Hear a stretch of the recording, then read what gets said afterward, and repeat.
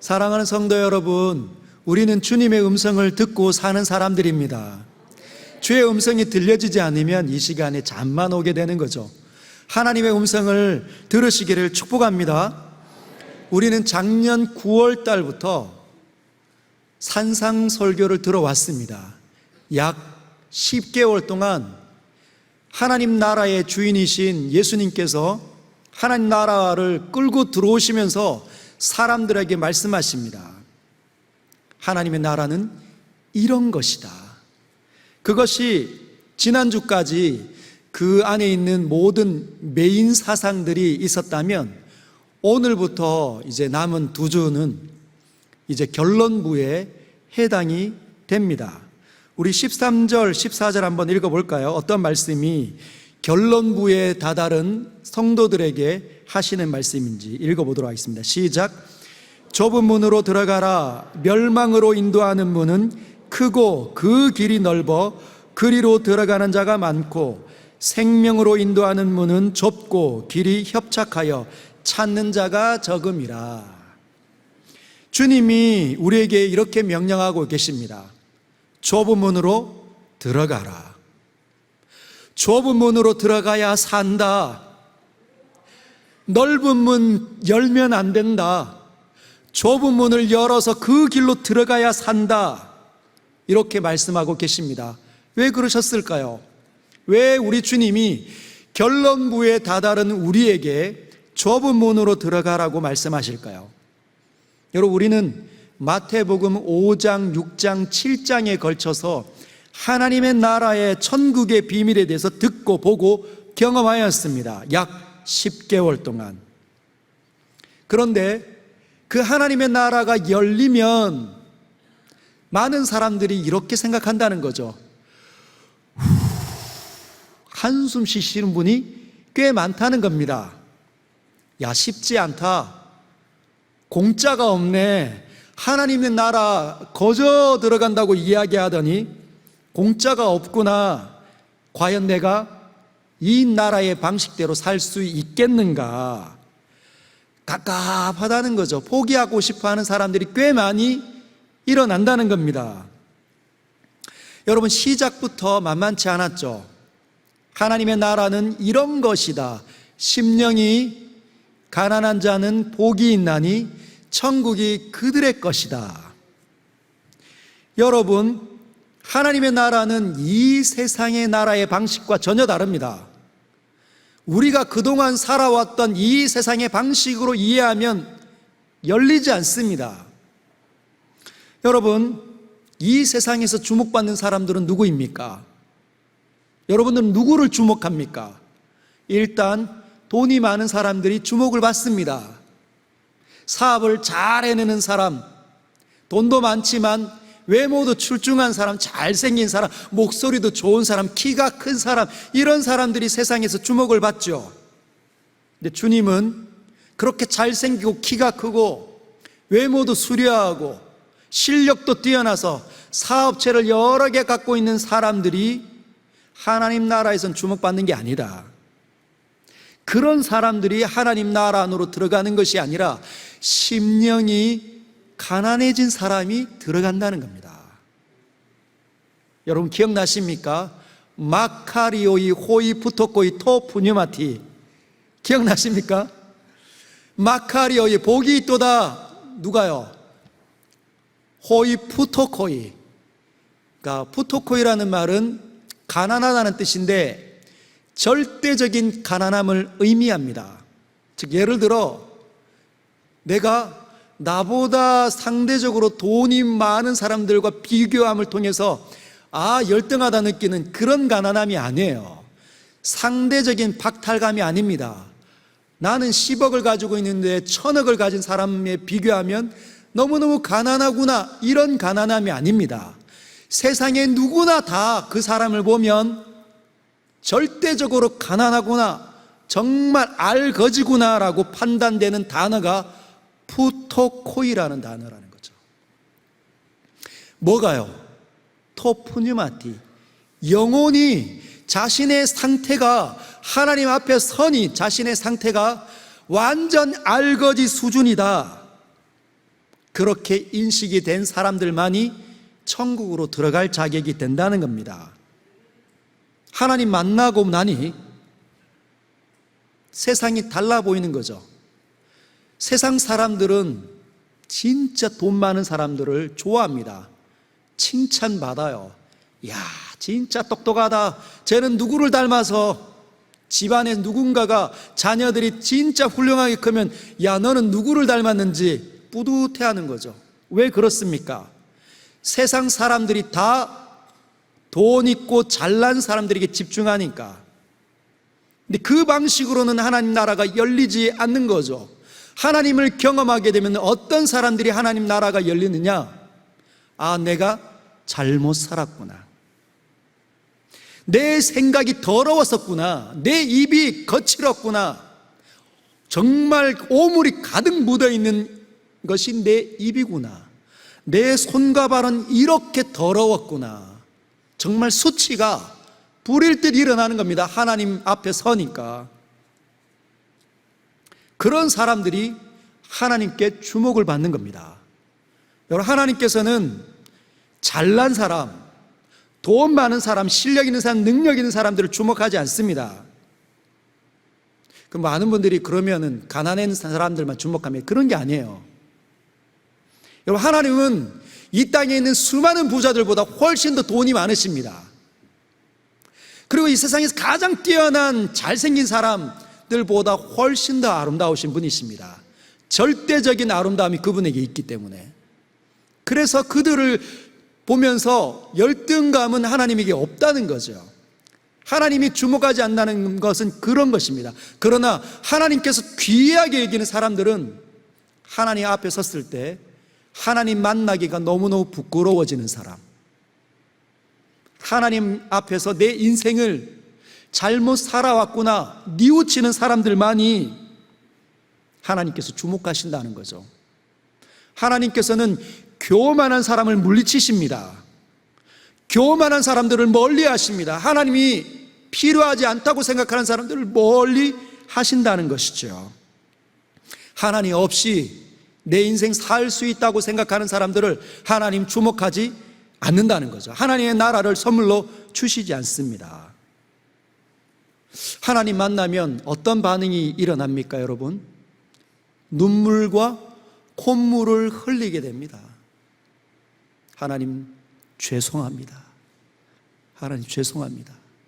제가 주님 모르고 살아왔는데 그래서 내 인생을 마치 내 것인 양 마음껏 먹고 죄악을 먹고 마시며 살면서 내 인생도 망가뜨리고 내 아내와 내 남편과 내 가족들도 다 힘들게 했습니다.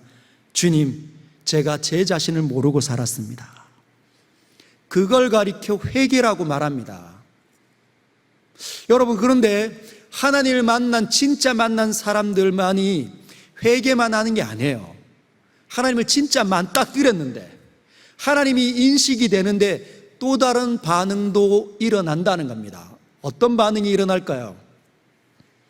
아, 진짜 힘들다. 이런 반응이 일어난다는 거죠. 아니, 하나님은 사랑의 하나님이시라고 한다는데 왜 자꾸 내 자존심을 무너뜨리시는가? 그래도 내 인생 살아왔는데 나를 인정해 주셔야지 나를 왜 이렇게 죄인 취급하시나? 이런 생각이 들면 갑갑하고 답답한 마음이 일어난다는 거죠. 여러분, 왜 그러냐면 종교에 대한 선입견을 갖고 있기 때문입니다. 여러분, 우리 아이들 초등학교에서 그리고 중학교에서 고등학교에서 또는 대학 들어가면 뭡니까? 그런 교양 과목을 들으면서 종교에 대해서 배웁니다. 종교를 어떻게 인식할까요? 종교는 마음의 안식을 주는 기관이다. 그래서 이 세상에서 상처 있고 이 세상에서 어려움을 당하면 종교를 찾아가면 다 위안을 받는다.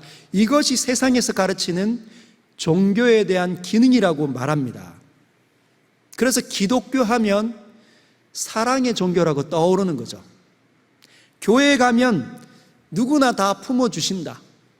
교회 가면 다 나를 안아주고 나를 위로하고 나를 격려해 준다. 왜냐하면 하나님은 사랑의 하나님이시니까. 이런 생각을 듭니다. 여러분, 세상 속에 살면서 주워들은 지식이 우리 안에 있는 나쁜 본성과 결탁에 대해서 믹스가 되면 하나님 믿는 이 일을 그냥 종교적으로 생각할 수 있다는 거예요. 그러면 반응이 답답함이 일어날 수 있습니다. 여러분, 그러나 그 반응이 잘못된 게 아니에요. 누구나 한 번쯤은 예수님 믿을 때 일어나는 반응들입니다. 그리고 예수님 믿고 난 다음에도 그 반응이 일어날 수 있다는 거예요. 답답하고 갑갑하고 내가 이렇게 살아야 되는가? 여러분, 그런데 사람은 쉽게 동의되지 않는 존재입니다. 이 마음이 얼마나 강박한지 설명해서 쉽게 하나님이 믿어지지 않는 거예요. 만약에 하나님께서 이 땅에 오셔서 야, 너네들 좀 제대로 좀 살아봐. 그렇게 사는 거 아니야. 라고 말씀만 하신 것으로 우리가 살아낼 수 있다면 하나님께서 친히 아들을 사람으로 내려보내지 않았을 겁니다. 그리고 십자가에 올라서 죽지 않으셨을 거라는 거죠. 사람은 그렇게 해서 변화되는 존재가 아닙니다. 어떻게 해서 변화될까요? 하나님은 설득하시는 분이십니다. 사랑하는 성도 여러분, 하나님은 설득하시는 분이십니다. 우리가 누군가와 대화 나눌 때 막 설득하려 들은 것처럼 살아계신 하나님께서는 실제로 존재하시기에 우리를 설득하려 드십니다. 어떻게 설득하실까요? 1차적으로 사람을 보내십니다. 우리의 부모님들을 통해서 신앙을 가르쳐 주시려고 합니다. 부모님이 안 되면 형제들을 통해서, 자녀들을 통해서 보내십니다. 그 사람들의 말을 듣고 마음이 안 녹아내리면 또 다른 사람들을 보내는 거죠. 우리가 그렇게 좋아한 선생님 또는 집안의 이모와 고모를 보냅니다. 그래서 끊임없이 설득합니다. 근데 설득도 잘 안 된다. 하나님 다른 방법을 사용하십니다. 어떤 방법을 사용하시냐? 감동시키신다는 거죠. 하나님은 강요하지 않습니다. 막 코너로 몰아가지고 나쁘게 만들지 않습니다. 하나님께서는 감동을 주시는 분이세요. 어떻게 감동을 주실까요? 여러분, 하나님으로 인해서 감동받아 보신 적 있습니까? 그게 우리가 지난주에 살펴본 구하라, 찾으라, 두드리는 삶이죠. 우리가 어려움을 당하지 않습니까? 이 땅에 어려움을 경험하지 않는 사람은 아무도 없습니다. 다 이 모양 저 모양으로 늘 눈물 흘릴 만한 그런 인생을 살아오는 거죠. 저희 아버지께서는 늘 그러셨는데, 내가 지나온 세월을 일기장에 적어내면 트럭으로 한 트럭이다. 여러분, 우리는 늘 어려운 고난을 만납니다. 그때마다 하나님 앞에 기도하고 도움을 구하면 하나님께서 역사하신다는 거죠. 그리고 하나님께서 저 사람을 내가 구원하겠다 하면 하나님 절대로 포기하지 않습니다. 지구 끝까지 따라가서 감동시켜 내신다는 거죠.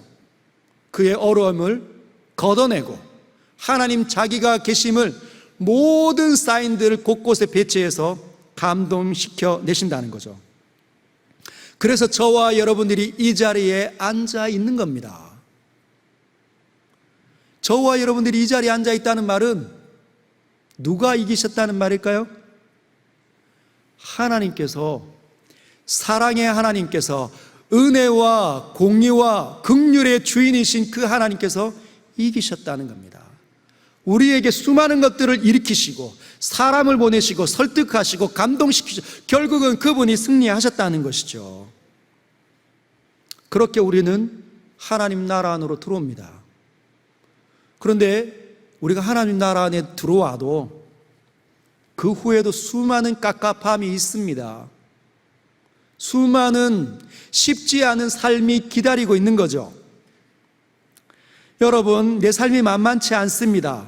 하나님 나라 안에 들어와 가지고 천국을 경험하고 싶고 경험하면서 살아가지만 이 나라는 나를 중단하지 않으면 더 깊이 열리지 않기 때문에, 내 자신을 내려놓지 않으면 생명으로 나타나지 않기 때문에 만만치 않다는 겁니다.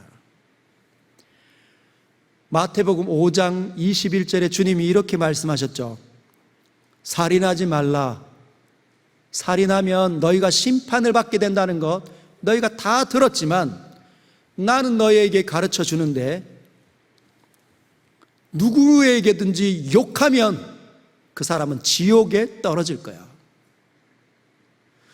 여러분, 살인해야 심판을 받고 저주를 받고 여러분 지옥에 떨어져야 되는데, 욕하는 것만으로도 남을 죽인 것하고 똑같은 형벌을 받게 된다는 겁니다.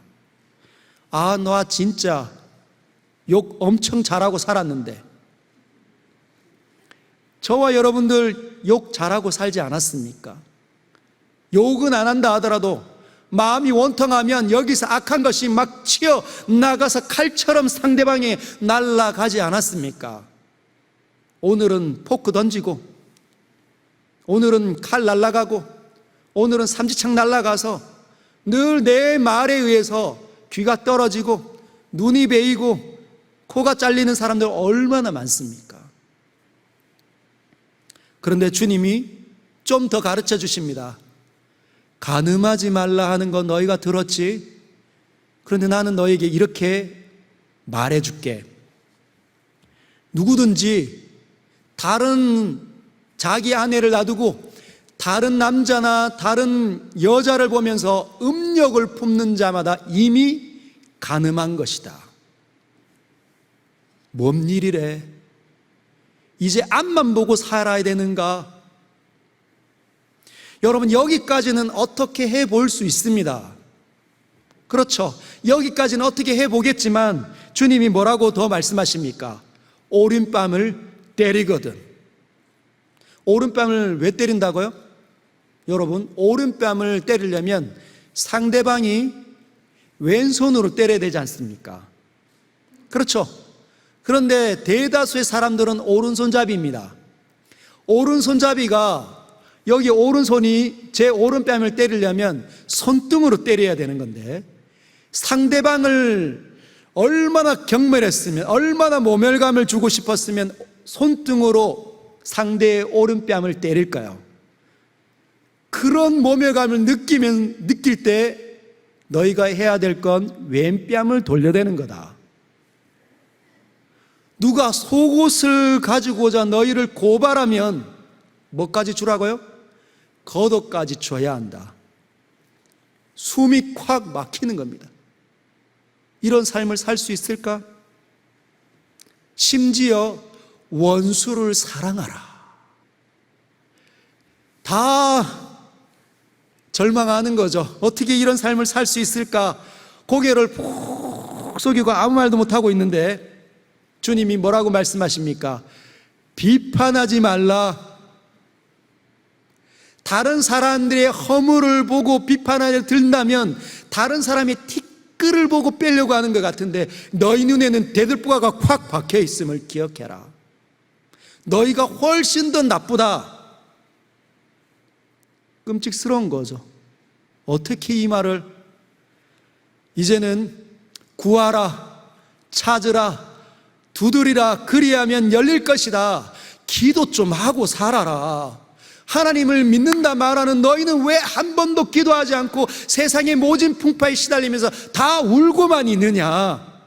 그래서 기도하려고 하는데 주님 뭐라고 또 설명합니까?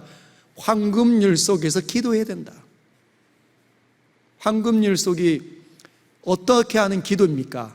속에서 하는 기도가, 황금률이 모든 상황 속에서 다 적용할 만한 기준, 그래서 황금률이라고 이야기하잖아요. 소극적인 측면과 적극적인 측면이 있습니다. 소극적인 측면은 남이 나에게 했을 때 싫어하는 것은 하지도 마라. 남이 나에게 욕을 하면, 나에게 나쁜 말을 하고 나에게 상처를 주는 말을 하고 내 말을 남에게 흘리면 그거 싫어한다면 너도 그렇게 하지 마라. 적극적인 말은요, 적극적인 측면은 네가 남이 나에게 해줬으면 하는 그 방식대로 남을 대접해야 한다. 사랑하는 것, 용서하는 것, 이해하는 것, 다가가는 것, 손 내미는 것, 내 돈을 가지고 너만 살찌지 말고 남에게 밥을 한번 사주는 것, 이런 것들은 엄청 어려운 거죠. 그러니까 이 말을 들은 사람들이 한숨을 내쉬는 겁니다.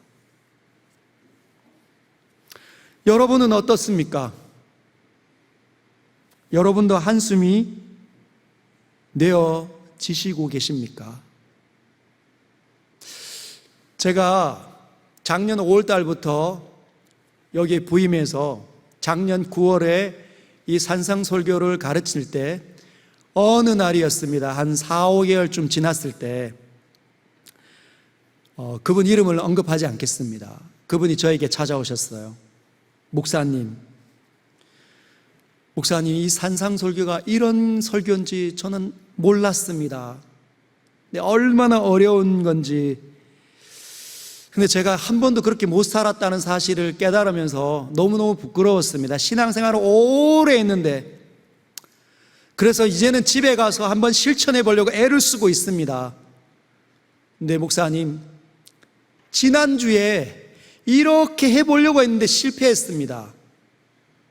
아내의 허물이 얼마나 크게 다가왔는지, 아내의 잔소리에 그만 넘어가서 같이 싸웠습니다. 근데 왜 이렇게 고백하시는 겁니까? 네, 목사님께 꼭 말씀을 드리고 싶었다고. 네, 오늘 설교 듣고 다시 힘을 내서 한 번 더 도전해 보려고 합니다. 여러분, 그런 분이 계시더라고요. 실패를 거듭하지만 자기 본성과 싸우기 위해서 애를 쓰시는 그 귀한 분 계셨습니다. 아멘이십니까? 그분이신가요? 그런데 누군가는 동의만 하고 끝나시는 분들이 계시더라고요. 목사님, 나도 동의합니다. 하나님 말씀 다 옳다고 인정합니다. 그런데 얼마나 어려운지 목사님도 다 아시잖아요. 여러분, 쉽지 않다고 생각하는 그분은 동의만 하고 삶을 살지 않더라고요. 그래서 어느 날 그분은 교회에 오시기만 하면 잠만 주무십니다. 산상설교가 너무 부담스러워. 하나님 나라 안으로 들어가는 건 너무 좋은데 그 나라의 삶을 살기는 너무 힘들다는 거죠. 그래서 주보만 뒤적이든지 기도 훌륭히 하시는 장로님 그 기도 듣고 들으시면서 잠속으로 쑥 들어가시는 거예요. 여러분, 그러면 또 다른 좋지 않은 습관이 형성이 됩니다. 잠자게 되는 거예요.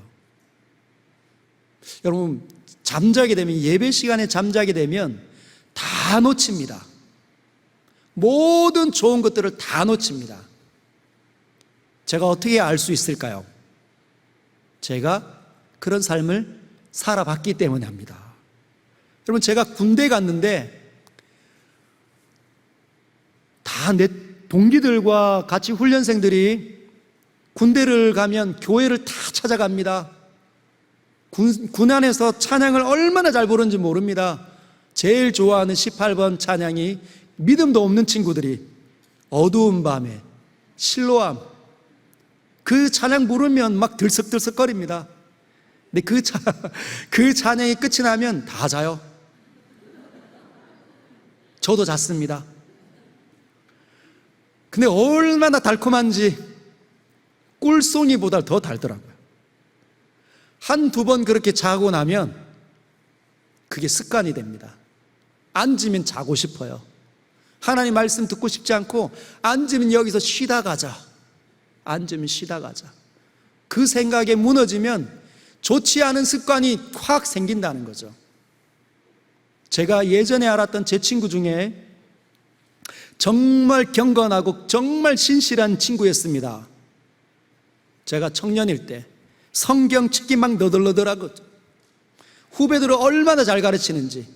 근데 앉으면 자는 거예요. 앉으면 잡니다. 그 당시에는 하나님의 말씀을 정말 선명하게 가르치신 분들이 많지는 않았어요. 근데 견뎌야 됐죠. 그런데 그 습관이 오래되니 어떤 분이 오든지 간에 졸고 있더라고요. 제가 꼬집어졌습니다. 여러분, 습관이 새로 잘못 잡히면 떼어내기가 얼마나 어려운지 모릅니다. 남들은 다 은혜 받고 삶이 뒤집어지고 하나님의 삶 간섭하심이 역사하심을 누리며 사는데 그냥 동의만 하고 새로운 좋지 않은 습관으로 살아가는 사람들이 너무 많다는 거예요. 여러분, 한숨 쉬는 사람, 하나님의 나라의 방식은 어렵다고 생각하는 사람, 그 사람들에게 주님이 이렇게 말씀하십니다. 좁은 문으로 들어가야 한다.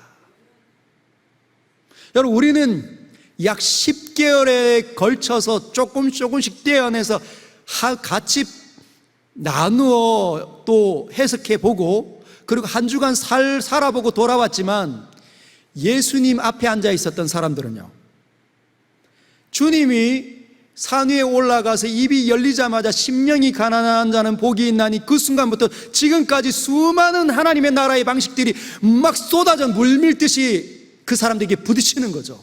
한 번도 살아본 적이 없는 그 사람들에게 얼마나 절망스러웠을까요? 얼마나 쉽지 않았을까요? 내가 저런 삶을 살 수 있다고? 내가 그런 삶을 살아낼 수 있단 말인가? 주님이 그런 사람들에게 이렇게 말씀하십니다. 지금 너희는 두 가지 종류의 문 앞에 서 있다. 하나는 크고 넓은 문이고 하나는 좁은 문이다. 너희는 큰 문을 절대로 열면 안 된다.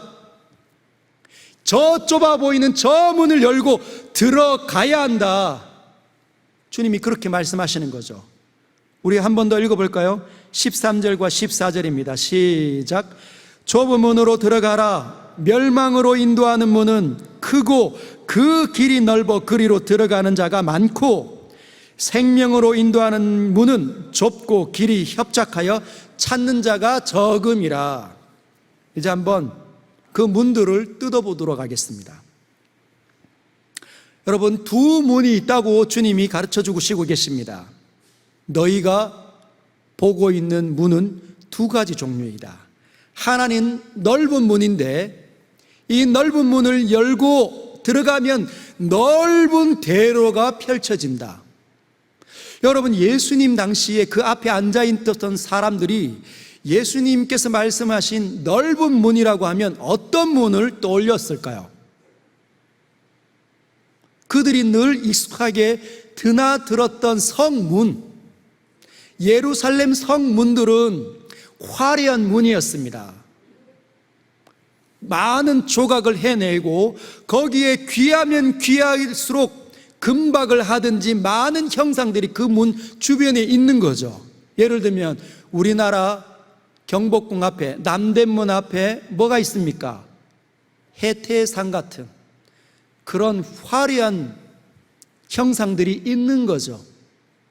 그런 좋아 보이는 큰 문을, 넓은 문을 열고 들어가면 대로가 쫙 펼쳐지는데 거칠 것이 없는 거죠.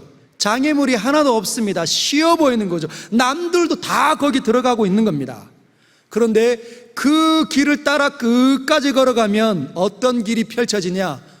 퐁당 빠지는 무저갱으로 떨어지는 천길 낭떠러지가 펼쳐진다는 겁니다. 여러분, 무저갱, 없을 무, 낮을 저, 그 구덩이 갱이죠. 지옥이 끝이 없는 형벌이 있는 무시무시한 곳입니다.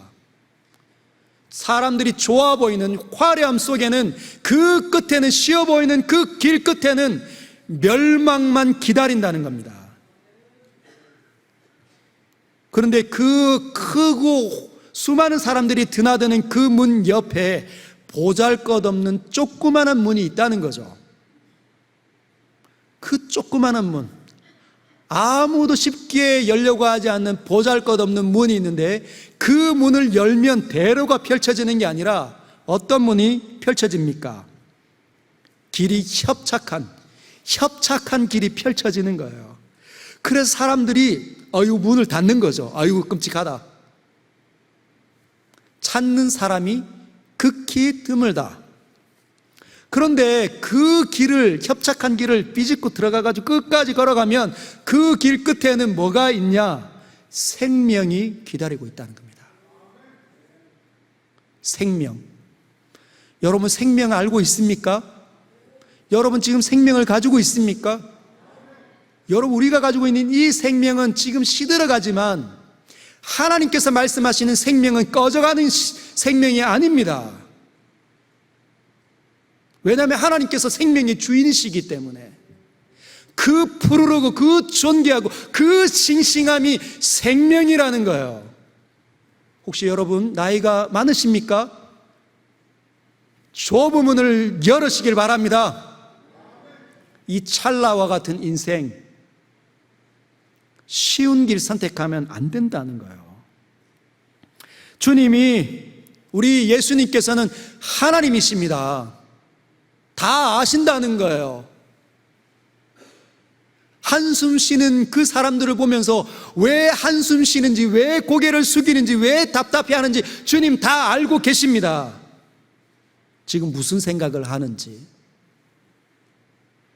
주님이 이렇게 말씀하시는 거죠. 너희는 너희 본성에 치면 안 된다. 너희 본성과 맞짱떠 싸워 이길 수 있어야 한다. 좁은 문을 선택하고 그 문을 열고 그 문은 안으로 쑥 들어가라. 명령하시는 거죠. 사랑하는 성도 여러분, 사람은 게으릅니다. 저를 포함해서 여기에 있는 사람이라고 하는 모든 분들은 다 게으른 거죠. 나태합니다. 쉽게 가고 싶고, 그래서 핑계가 얼마나 빠른지 몰라요. 혹시 이 가운데 직업이 교사이신 분들이 있습니까? 아니면 여러분들이 부모가 되어서 누군가를 가르치는 분들이십니까? 자녀들을 가르쳐 보셨습니까? 어떻게 가르칩니까? 우리가 그 게으르고 그 게을러지기 쉽고 그 나태하고 늘 핑계대는 그 자녀를 만날 때마다 뭐라고 가르칩니까? 야, 너 좀 부지런 좀 해봐. 일어나봐. 이불 좀 걷어봐. 좀 이겨내봐. 이 어려움 힘들어 보이지만 남들 다 겪는 거야. 그런데 남들 다 중간에 포기하면 절대 해낼 수 없다. 포기하지 말고 한번 해봐. 한번 이 어려움을 극복해내면 너는 실력자가 되는 거야. 여러분 이렇게 가르치시죠? 우리는 그렇게 가르칩니다. 자녀들에게. 근데 우리가 막상 그 길에 서 있으면 안 된다는 거죠. 남의 훈수를 뚫을 수 있어도 정작 자기 일은 핑계대기 쉽다는 겁니다. 사랑하는 서연의 성도 여러분, 본성과 싸워 이기시길 바랍니다. 지지 않기를 바랍니다. 여러분 넓은 문을 열면 넓고 광활한 땅이 펼쳐져서 다 쉽게 가는 것 같지만, 그래서 피곤하지 않고 쉽고 어려워 보이지 않지만 거기는 결국은 이터널 라이프가 없습니다. 이터널 라이프가 없습니다. 여러분 영생은 없다는 것이지요. 영생과 상관없는 길입니다. 하나님과 상관없는 길이라는 거죠. 그런데 좁은 문, 좋아 보이지 않는 문, 좁아 보이고 그 문을 열었더니 협착한 길 만나면 어떤 반응이 일어날까요? 여러분 여기에 협착하다라는 이 단어는 헬라 원문으로 솔리보라는 단어가 쓰여졌습니다. 한번 따라할까요? 솔리보. 이 솔리보가 협착하여 또 압박을 받는다는 건데, 여러분 솔리보라는 그 길, 협착한 길을 걸으면 살이 쏠립니다. 일부 때는 웃으시던데. 여러분, 협착한 길 걸어보셨습니까? 내 몸만 겨우 통과할 것 같은 그 길을 걷는 것 얼마나 답답하고 깝깝할까요? 여러분, 그 길을 걸어가면 내려놔야 될 것들이 많습니다. 이것저것 들고 다니면서 그 길을 걸으면 이 치이고 저리 치여서 쏠리게 되어져 있는 거죠. 사도 바울이 이 솔리보라는 이 단어를 고린도 후서 1장 6절에서 이렇게 다르게 표현합니다. 너희가 환난을 받을 때, 환난 받는다, 고난 받는다라는 단어가 솔리보라는 단어로 쓰여졌다는 겁니다. 여러분, 좁은 문을 통과했을 때 쉽지 않는 삶이 펼쳐진다는 거죠. 내가 내려놓을 것도 많고 포기할 것도 많고 감당해야 되는 일도 많습니다. 예를 들어 사랑하는 일이 여러분 쉽습니까? 사랑스럽지 않는 사람을 사랑한다. 여러분 할 수 있습니까? 사랑스럽지 않아요. 지금 이미 사랑스럽지 않다는 말은 내 마음이 그에게서 떠난 겁니다. 미움이 일어난 거예요. 나를 공격했든지 나에게 잔소리했든지 나에게 내가 원하는 일을 하지 않았기 때문에 미움이 일어난 사람을 여러분 사랑할 수 있겠습니까? 미움은 이미 일어나 버렸는데. 미움이 일어나면 뭐가 해야 합니까? 소리를 한번 지르든지 눈을 한번 흘기든지 나쁜 말 하든지 나쁜 행동을 하는 게 지극히 정상이잖아요. 그런데 그런 사람을 내가 사랑한다. 사랑하려면 어떻게 해야 할까요? 자기를 없는 사람처럼 생각해야 합니다.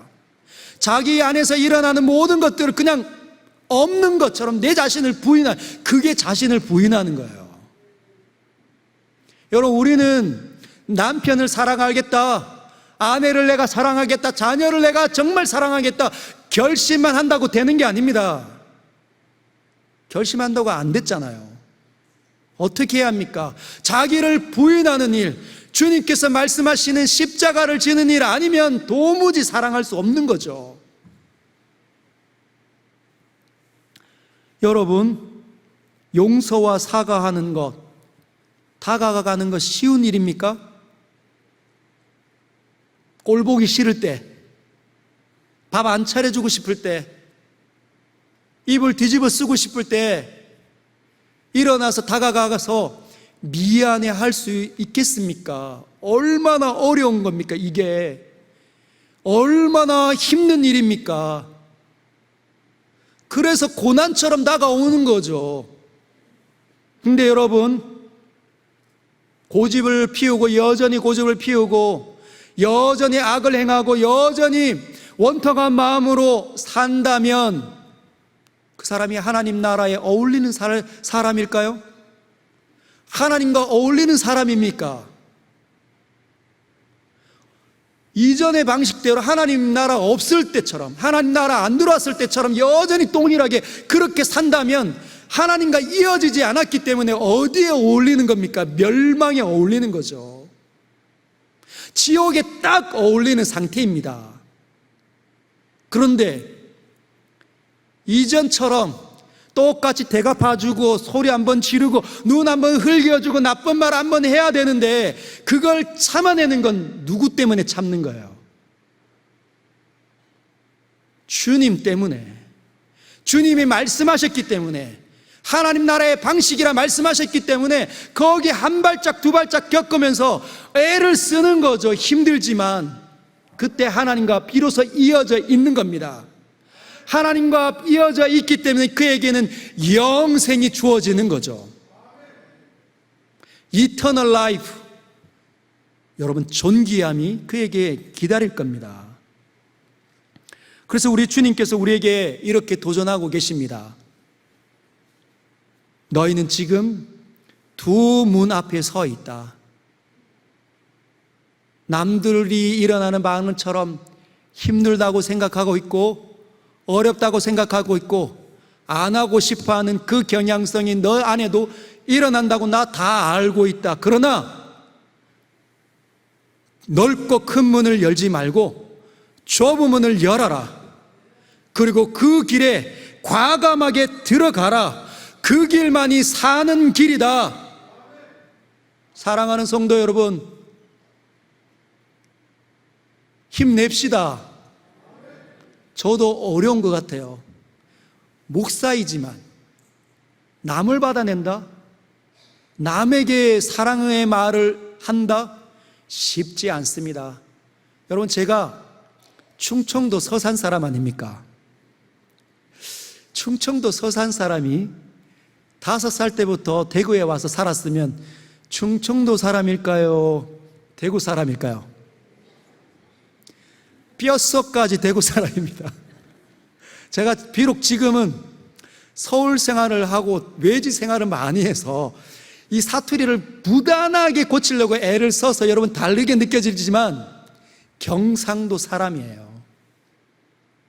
경상도 사람이 이 하트 눈으로 상대방이 쳐다보고 사랑합니다, 반갑습니다, 안녕하세요 하는 것 쉽지 않습니다. 저도 쉽지 않다는 거예요. 애를 쓰는 거죠. 우리는 애를 써야 되는 사람들입니다. 자동적으로 됐었으면 주님이 안 오셨다니까요. 우리 모두는 거저 구원을 받은 자들입니다.